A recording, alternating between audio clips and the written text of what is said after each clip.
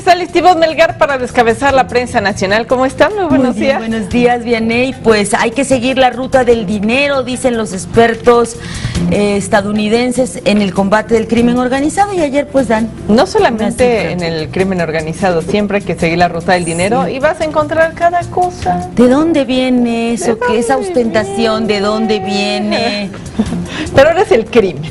Ahora es el crimen. Por el momento es el crimen, y es Excelsior el que da nota principal a estas declaraciones de que estaría pues toda la delincuencia organizada lavando cada año 29,000 millones de dólares en México y en Estados Unidos, asumiendo que es un problema binacional. El gobierno de Estados Unidos llama a tener respuestas proactivas y mayor colaboración. Esto se da en el marco de un encuentro que organiza la Secretaría de Hacienda para conocer todo lo que es el delito fiscal, y ahí el funcionario estadounidense responsable en el asunto pues da estas cifras sobre el lavado de dinero que, de acuerdo con Excelsior, tendrá efectos porque obligará a las autoridades de ambos países a reforzar sus estrategias de colaboración en la materia. Excelsior, al mismo tiempo, en su portada despliega una serie de notas que tienen que ver con inseguridad y crimen organizado. El ejército destruye 45 pistas clandestinas en los 2 primeros meses de este año. Detectó esas pistas en Baja California Sur, Baja California, Sonora, y eran usadas por narcos. Es decir, esas entidades que casi no se mencionan vinculadas a este problema, lo tienen. Decomisan avión y 2 helicópteros al Z-42. Las aeronaves se encontraban en los hangares de San Pedro Garza García, en Nuevo León, y en el aeropuerto del norte en Apodaca, también en Nuevo León.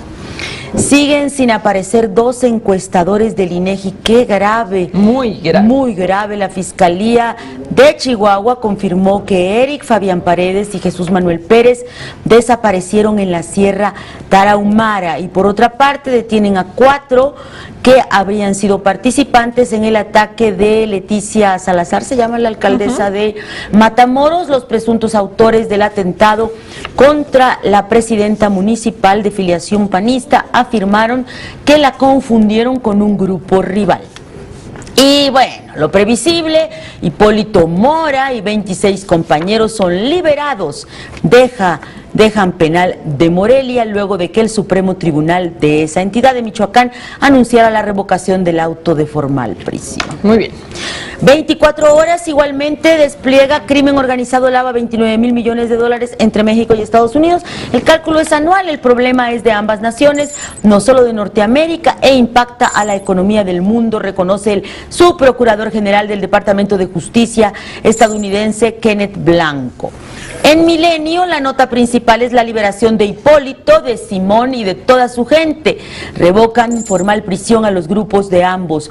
Dispararon en legítima defensa, dice el juez, y repuntan robo y homicidio en La Laguna. Es decir, que se equivocó entonces en su momento el comisionado federal para la seguridad y la pacificación de Michoacán, Alfredo Castillo, cuando pide que los detengan y que se los lleven a la cárcel porque habrían incurrido en violaciones y en homicidio. Y bueno, ahora la justicia de esa entidad dice no, actuaron en defensa propia. En 6 de 9 delitos en La Laguna, por encima de la media nacional en la zona de La Laguna, que siempre ha sido recurrente en sufrir desgraciadamente el auge de la delincuencia organizada. Y por otra parte, todos los dimes y diretes de la ONU con la Cancillería.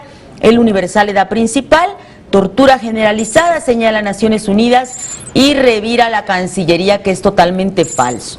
La práctica se da en casos desde la detención y quedan impunes, dice Juan Méndez en representación de Naciones Unidas. Se despliegan ahí las 2 citas: la tortura y malos tratos después de la detención y antes de la puesta a disposición de la justicia son generalizados y en un contexto de impunidad, señala el relator especial de ONU sobre tortura.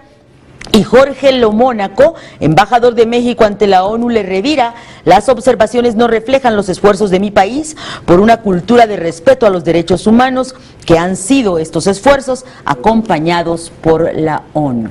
Sugiere una nota diplomática. Y hay machote, ¿no? Sí, sí. Esto no nos hace bien. No nos hace bien el diálogo. Porque hay esfuerzos. Saca esa. Mejor destaquemos lo bueno. Lo bueno, lo que hemos estado mejor haciendo. Trabajemos en coordinación como ya lo hemos hecho. Vete sacando la nota diplomática, ¿no? Para mandar. Sí, estaban muy molestos. Las expresiones de las imágenes que tú empezaste a difundir muy temprano hoy, sí se ve que hubo molestia y bueno, al grado que se consigue este pleito, las portadas y en algunos casos la nota hacer como principal. que un ranking de pleitos internacionales. Últimamente hemos tenido varios, ¿no? Ahora, la verdad es que ya se sabía cómo venía el informe de la ONU. Ya se sabía, pero mira, hay una máxima en política y dice, no las dejes pasar. Si las dejas pasar y no las marcas y no dices esto no es cierto, esto no es mío, y bueno, en el caso del adversario, en el caso de la prensa también esto se estila mucho, si es mentira lo que dicen de ti, márcala, no lo dejes pasar, en este caso pues con los organismos no gubernamentales, pero no cualquier organismo, estamos hablando del Vaticano, no es hace poco, señor de mi vida, y de Naciones Unidas, y en ese caso no sé si debería de aplicar la máxima de márcalas, no las dejes pasar, que es un poco para que tu vida política vaya en caballo de Hacienda y luego otros cuenten hasta 1000 antes de hacerte una malora, o debería aplicar la diplomática, de antes de pelearte en público, pues trabaja, cabildea. Que yo creo que intentaron cabildear. Ah, sí, ¿verdad? Tienes razón. Sí, yo ya sé cómo va a venir, yo hago todo lo posible, y ya después de que no, entonces es cuando... Claro, entonces habría fracasado, esa bonita conjugación, habría fracasado el intento de un arreglo diplomático y bueno, pues ahora el pleito y está en las portadas. Crónica también se va de 8 con la nota y dice rechazo de México al duro informe ONU sobre tortura. El texto del relator especial no corresponde con la realidad, afirma el embajador mexicano ante Naciones Unidas, solo aportó información de 14 casos de los cuales en 13 ya se presentaron avances para su atención y es que también el canciller José Antonio Meade pues le entró al desmentido y a las precisiones. O sea, aquí no funcionó el de como muestra basta un botón. Ellos quieren que absolutamente todo se... Que un ejemplo se generalice. Muy bien. Ovaciones, tortura, costumbre generalizada, dice ONU, protesta el gobierno mexicano y lo rechaza. Castigo y obtener confesiones o información es el objetivo, acusa la ONU. En otras variaciones del tema de inseguridad y de la lucha contra la misma, Reporte Índigo se pregunta si la detención del jefe de los templarios y de los Zetas es el fin del terror. Y hay una serie de hipótesis y de escenarios sobre lo que viene después de estas exitosas detenciones de los últimos días del Estado mexicano. Muy bien.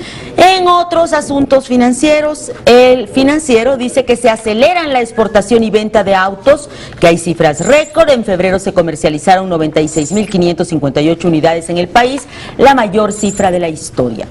En el mismo tema, El Economista, sector automotriz crece sin freno, producción, exportación y ventas por el carril de alta. La industria logró cifras históricas en el segundo mes, participa con el 13% del mercado estadounidense. Y en otros temas, expedientes de la corrupción y la impunidad y todas las consecuencias que padecemos cotidianamente. Más por Más DF dice que la línea 12, ¿quiénes son los ganones? Recuerda que se cumple un año sin que pueda usársela un día llamada línea dorada y que el único que ha perdido eres tú, es decir, el ciudadano de a pie. Muy bien, y luego la grilla, que ya lo adelantabas muy bien, te dijo, tienes una bola de cristal, lo adelantabas, ¿por qué nadie ha pelado las amenazas de la izquierda?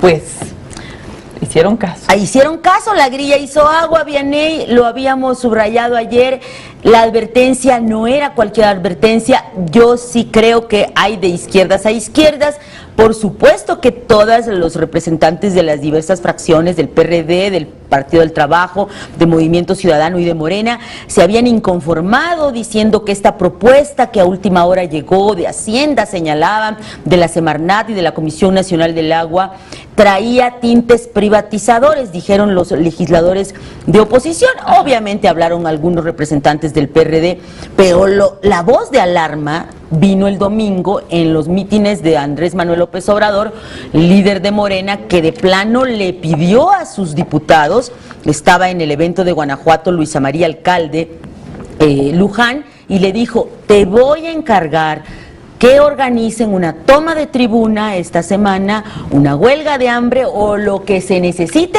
pero no la dejan pasar. Y bueno, pues con esa instrucción, pues también el PRD tomó nota, ¿no?, el día de ayer, y estamos en la pelea ahora de quién es más puro, quién es más radical, quién es más defensor de los derechos ciudadanos.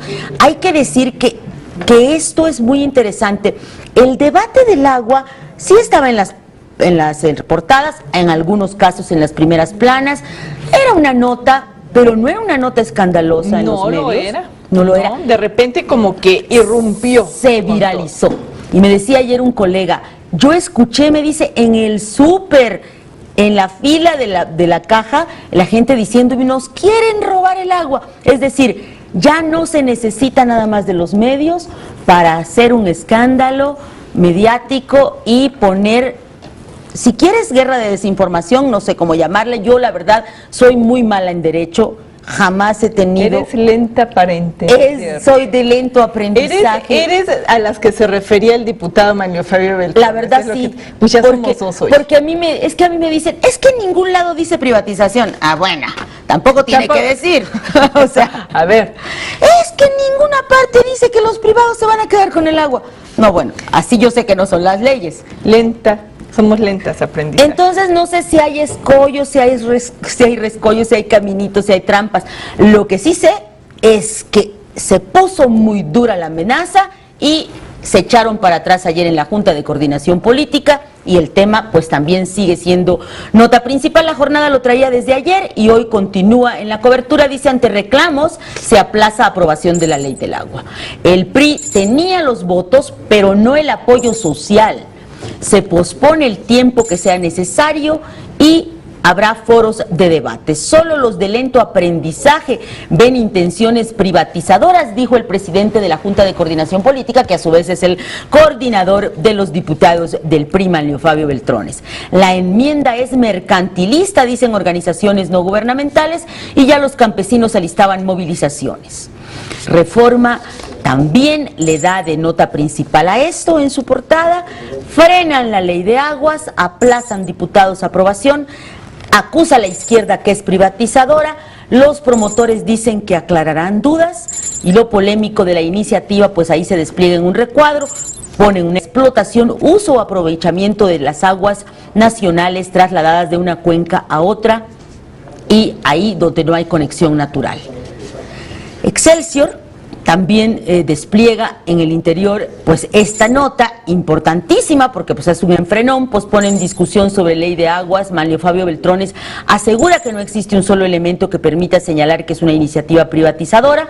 Destacamos aquí una parte de la nota. Dice que unánimemente hemos resuelto, dijo el diputado, a solicitud de todos los grupos parlamentarios, aunque con distintas expresiones del por qué, el que se difiera su discusión, que se había previsto para mañana por el tiempo que sea necesario, se difiere, para que se aclaren dudas y se deje atrás la desinformación que ha hecho que algunos políticos en campaña hoy quieran tomarlo como bandera.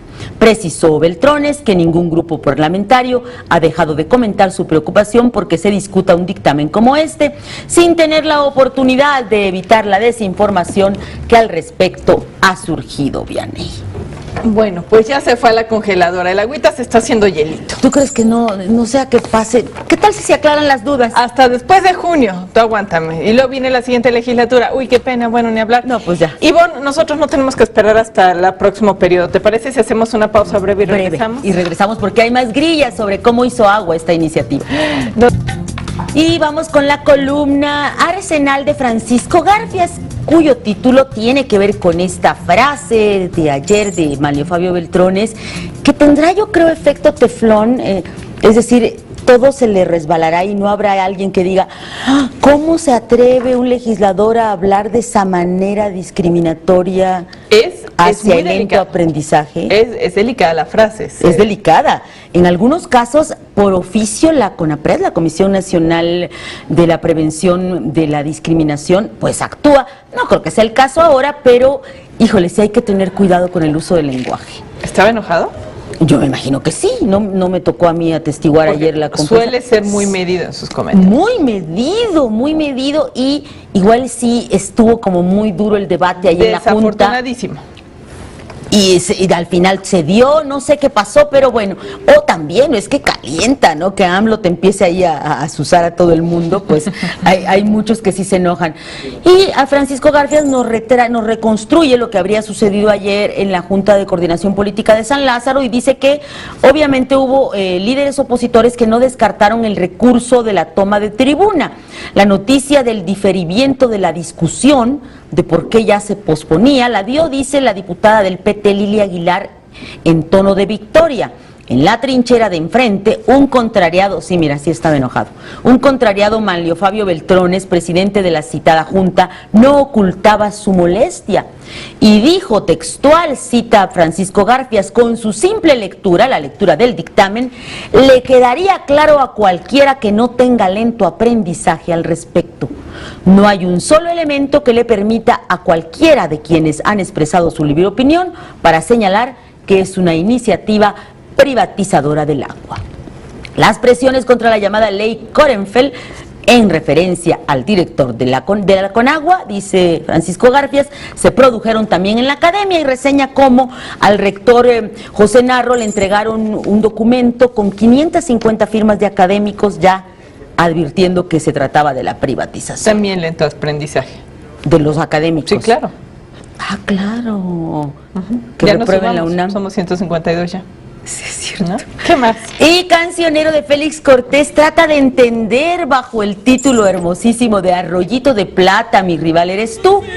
Dice que hay acuerdos sospechosos, acueductos sospechosos, no solamente en Monterrey y en Sonora. Se pregunta qué es lo que se encuentra en el núcleo de las desavenencias de esta ley de aguas.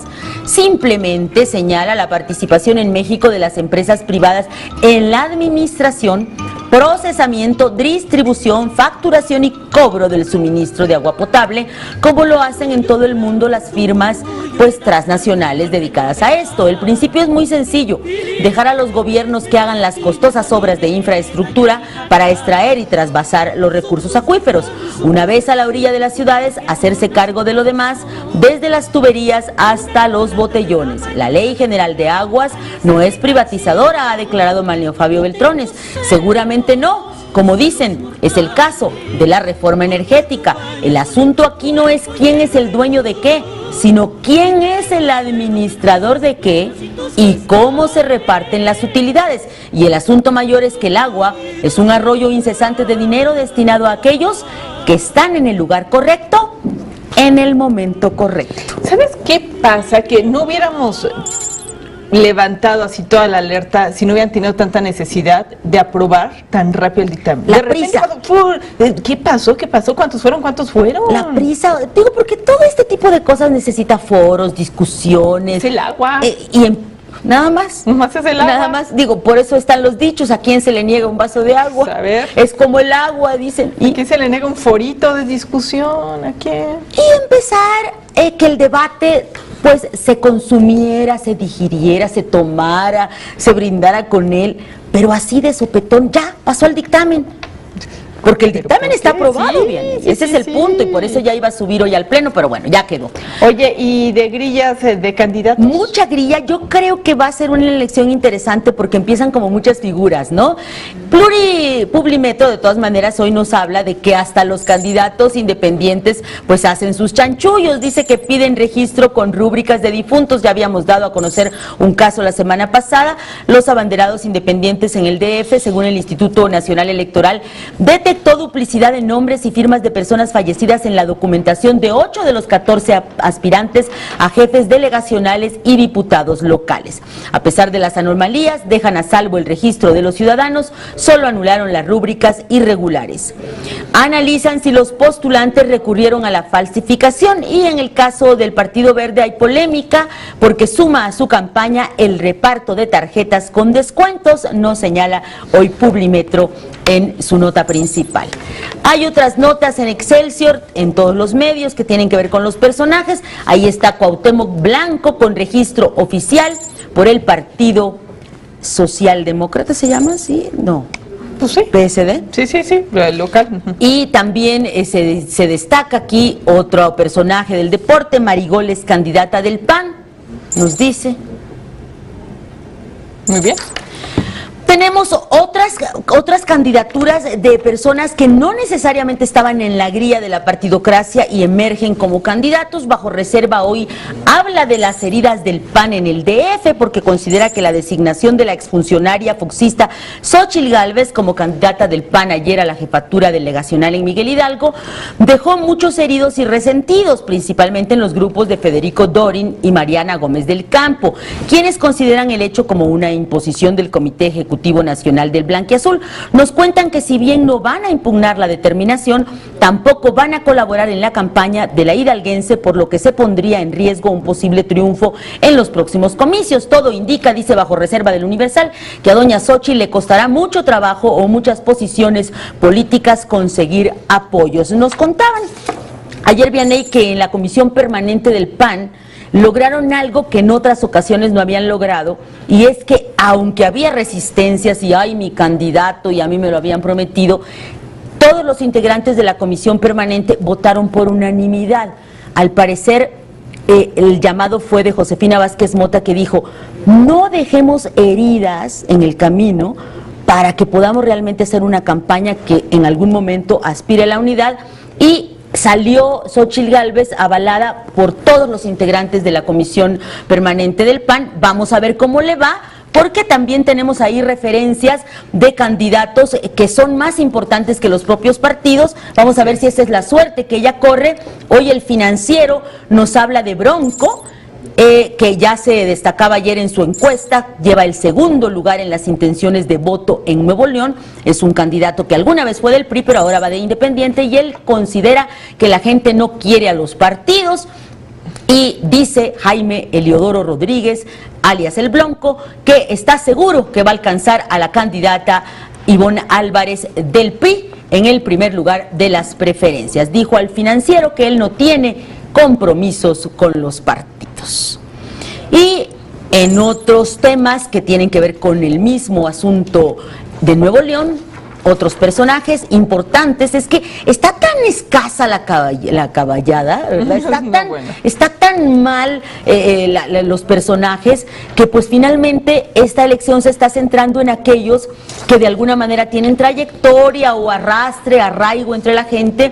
Y Templo Mayor dice que en la política no hay exilio que dure 100 años ni priista que lo aguante. Y es que el que está de regreso y con todo es Enrique Jackson, el ex líder del Senado y ahora candidato a diputado plurinominal. Será presentado hoy como el enviado especial de la dirigencia nacional del PRI a Nuevo León para coachear la campaña de Ivonne Álvarez. Obviamente la tarjeta de presentación de Jackson es un largo colmillo y no sus pasos de baile, dice. Muy bien, ¿qué más tenemos? Mira, te recomiendo mucho, no podemos ya compartirlo porque el tiempo nos está pisando los talones, pero la columna de Roger Bartra, hoy en Reforma, muy interesante, dice que al final las izquierdas se van a dividir y van a acabar siendo derrotadas en esta contienda que viene, porque no hay más de 10 puntos arriba para Morena, y al final lo que Morena va a generar es que partidos como el PT y Movimiento Ciudadano acaben perdiendo su registro o poniéndolo en riesgo, y se van a servir con la cuchara grande frente a estas fracturas el PRI y el PAN. Y por otra parte, en el Universal, Salvador García Soto ya da cálculos, da números, no los podemos compartir ahora porque ya tenemos que irnos, pero considera que está muy segura ya la designación de Eduardo Medina Mora como futuro integrante de la Corte, de la Suprema Corte, aunque él advierte que las heridas van a ser muchas y pues no va a ser políticamente rentable. Ivonne Melgar, nos vemos mañana en punto de las 7.